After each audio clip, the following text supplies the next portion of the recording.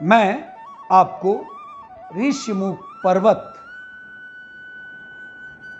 की कहानी बताने जा रहा हूं। क्यों पड़ा ऋष्यमुख पर्वत? तो आइए हम चर्चा करते हैं वाल्मीकि रामायण में बहुचर्चित ऋष्यमुख पर्वत की। भक्तगण और प्रिय साधकगण, आप लोगों की साधना ऐसी है कि आप लोगों ने जरूर ही भगवान राम के वन गमन के बाद दो चरित्र बाली और सुग्रीव की चर्चा सुने होंगे। ऋष्यमुख वाल्मीकि रामायण में एक पर्वत का नाम है। ऋष्यमुख पर्वत का नाम। रामायण के अनुसार ऋष्यमुख पर्वत में ऋषिमतंग का आश्रम था। बाली ने दुंदुभि असुर का वध करने के पश्चात दोनों हाथों से उसका मृत शरीर एक ही झटके में 1 योजन दूर फेंक दिया। हवा में उड़ते हुए मृत दुंदुभि के मुंह से रक्तस्राव हो रहा था, जिससे कुछ बूंदें मतंग ऋषि के आश्रम पर भी पड़ गई।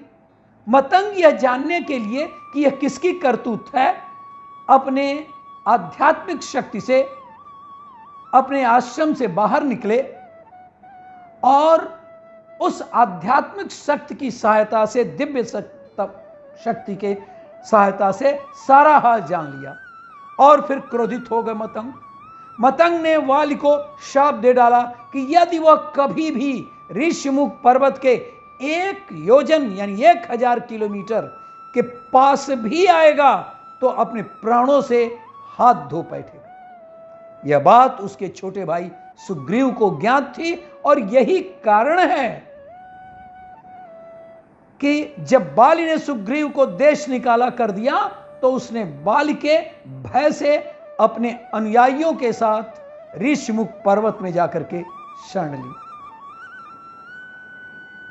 तो ये एक कौतूहल होगा आपको कि उस पर्वत का नाम ऋष्यमुख क्यों पड़ा, कैसे पड़ा।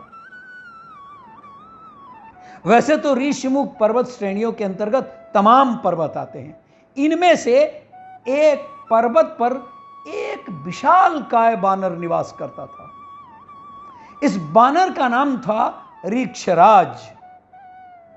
जब किसी ने उस बानर से पूछा कि इस पर्वत का नाम ऋष्यमुख क्यों पड़ा और किस प्रकार पड़ा, तो उस बानर से संपूर्ण बात को विस्तार पूर्वक बताया, जो इस प्रकार है।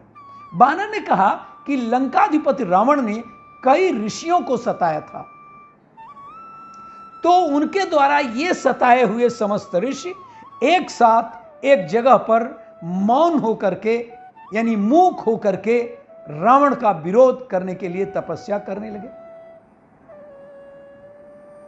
उन्हीं दिनों रावण जब विश्व का विजय करने के लिए उस पर्वत श्रेणी से होकर निकला तो उसने एक साथ लाखों की संख्या में ऋषियों को एक जगह एकत्र हुए देखा। पूछा, अरे इतने सारे महात्मा लोग यहां एकत्र होकर क्या कर रहे हैं? तो उनके साथ के राक्षसों ने जवाब दिया, महाराज धीराज, ये सभी महात्मा आपके द्वारा सताए हुए हैं और इसी कारण ये सब ऋषि मूक होकर के, मौन होकर के आपका विरोध करने के लिए मंत्रोच्चार करते हैं और यहां इकट्ठे होकर एक मौन आंदोलन करते हैं। रावण को बड़ा गुस्सा आया। उसने कहा कि इनकी इतनी हिम्मत कि मेरा विरोध, सबको मार डालो। और रावण की आज्ञा से राक्षसों ने उन सभी ऋषियों को वहीं पर मार डाला। उन लाखों ऋषियों की मृत्यु के बाद उनकी अस्थियों के अवशेष से यह पहाड़ बन गया, जिसके कारण इसका नाम ऋष्यमुख पर्वत हो गया।